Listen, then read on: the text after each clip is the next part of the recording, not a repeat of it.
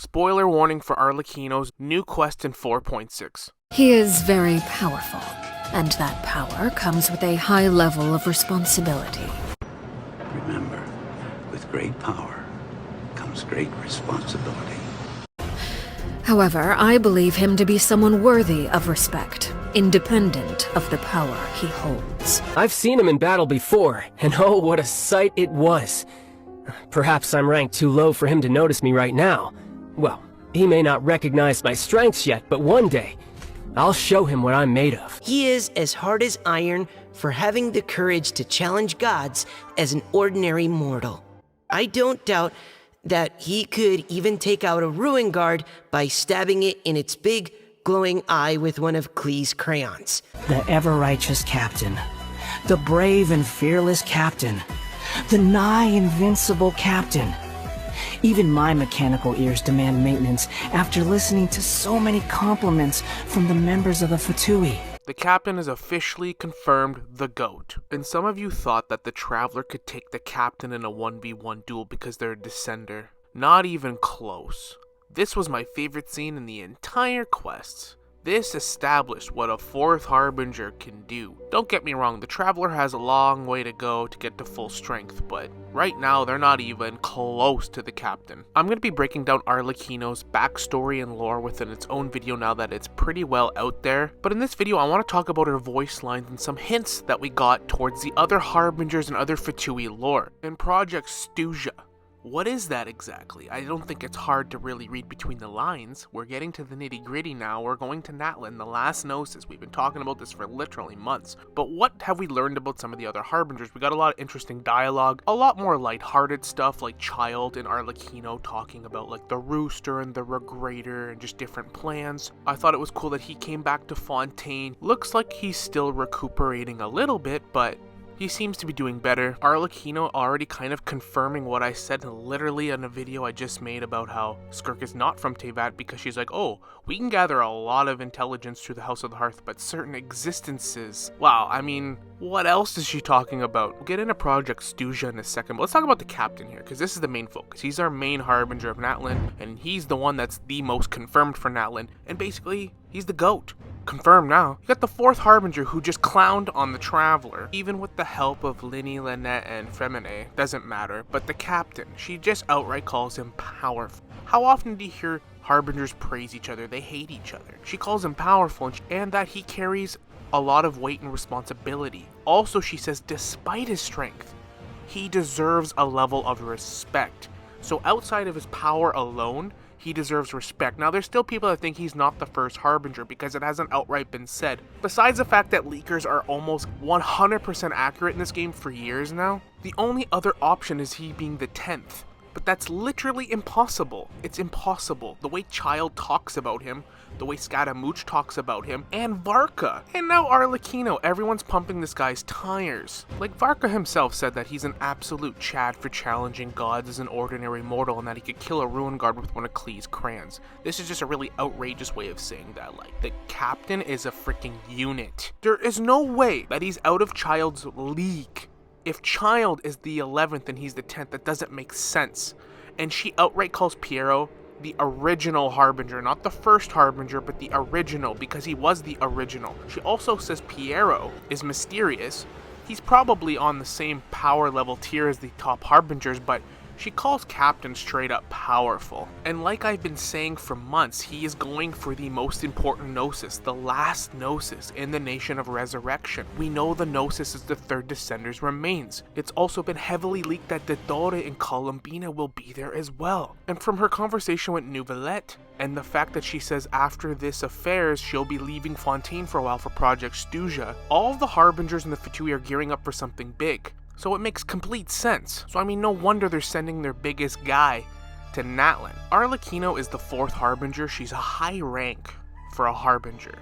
I'm going to be breaking down her lore in its own video in depth, but she literally clowned on us. She made a statement there, and I like that Genshin kind of included this because this just shows how much of an absolute beast the captain's going to be. He's number 1. I still can't believe there's people that don't think he's number 1. And because we've had so many consistent voice lines speaking positively about this guy in terms of his abilities, his strength, and his character, actually, everyone has nothing but nice things to say about him. Like, he's a stand-up, just straight-up Giga Chad guy. Like, I cannot wait to see this Harbinger in action in the war or tournament of Natlan. It's going to be an absolute shit show. I do feel quite validated because I've been saying for years now, even on my old channel, that the House of the Hearth is supplying children to the doctor for experiments.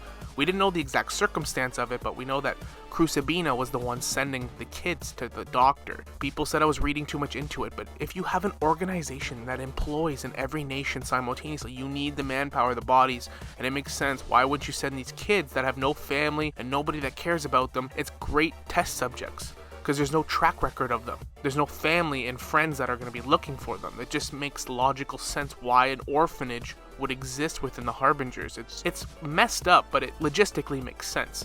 So she has no love for the doctor, the current name, and basically says if they weren't colleagues, like, she'd tilt with him. Columbina, she says nothing negative, that she's just basically Columbina's just a troll, and she's no joke either. And we knew that already because Columbina was trolling Dottore with his segments and that little voice line back when we got the funeral trailer. Sandrone, just that she likes to tinker, and most even infantrymen and gruntmen of the Fatui haven't even seen her yet in real life. Like, they haven't seen her physically. That's kind of an interesting detail. She's got to be cooking up something pretty big. I wonder if she'll be involved with Project Stuzha in a much more meaningful, impactful way as well. She does not seem fond of the Rooster or the Regrator at all, just kind of says that they're good at what they do. He's a good mayor and he's a good businessman, but we kind of knew that already from the trailer as well. Just who they are as individuals kind of disgust her, and we already kind of knew that. She actually says something quite positive about Child, which I liked, that he has a lot of potential and that he is just immature and young, which he is, but he's only like an 18 to 22 year old guy. Wait until he has 500 years under his belt like most of the other Harbingers. Like, he's going to be a problem. And I like that she has a pretty decent relationship with him. And it seems that Child respects her as well. I think the voice lines with Child and Scaramouche on Arlecchino potentially betraying or Wolf in Sheep's Clothing has a little bit more light shed on it now, because think about it, she came into the Harbingers as somebody that killed her mother as an orphan. So a lot of them probably had a misconception about her, like being a backstabber and like a wolf in sheep's clothing. But like, I think now Child understands more of the situation, and that like, it's not necessarily the information, but like how it's perceived or presented. And because the Rooster plays a big part in Child's life, recruited him and takes care of his family and just sort of manipulates him, I guess, really. The Rooster doesn't like Arlecchino, so probably gives a little bit of a biased, negative opinion about her to Child, so Child might have had a skewed opinion up until this point. And Scaramouche, well, he was present when they recruited her and gave the decree that she would replace who she killed in the Harbingers. And knowing how she got there, I mean, I'm sure, yeah, Scaramouche is like, shit, she's a wolf in sheep's clothing. She killed her mother. Like, he'd kill to have a mother, you know what I mean? Yeah, we went there.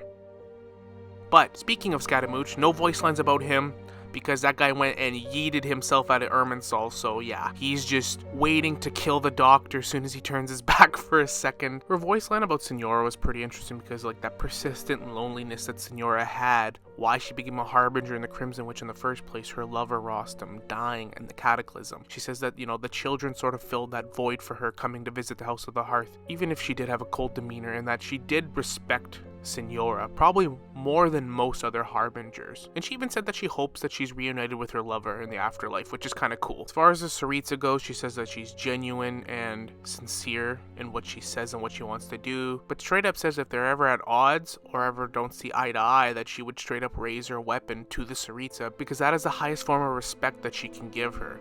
I also don't think Arlecchino's fully sold on the Harbingers either, especially now that we know that Crucibina was the original Harbinger, and Arlecchino is reluctant. And Arlecchino is probably a much more difficult knave because she won't give kids up for the doctor and other things. She still does employ these kids to like dangerous missions and stuff, but she's only a Harbinger because she killed the previous knave, and That's her duty now. That's her sentence, is to fill that void that she left by killing a Harbinger. That's her punishment. Like, she didn't join the Harbingers because she loves their goals and ideology of overthrowing the gods and taking back Tibet and all the things that the Harbingers represent and do. That's literally it. So her loyalty is probably not super strong like people like Child that love the Tsaritsa. So I think that's why they included that voice line about her having to raise her weapon against the Tsaritsa if she has to or comes to it. Killing a Harbinger has a price. You can't just get away with that scot-free. And if you're able to kill the 4th Harbinger, it makes logistical sense to recruit that person instead of just killing them too. You get to fill the void, at the same time, recruit a really strong individual. Now, regarding Project Stuzha,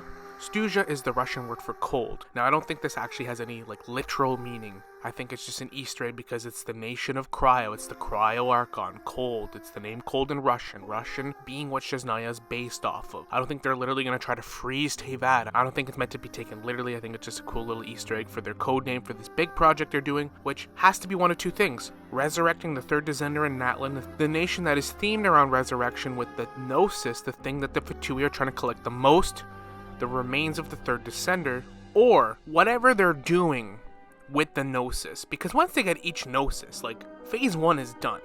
That is what you need to do. You need all the Gnosis and obtaining the Pyro, and you'll have all of them.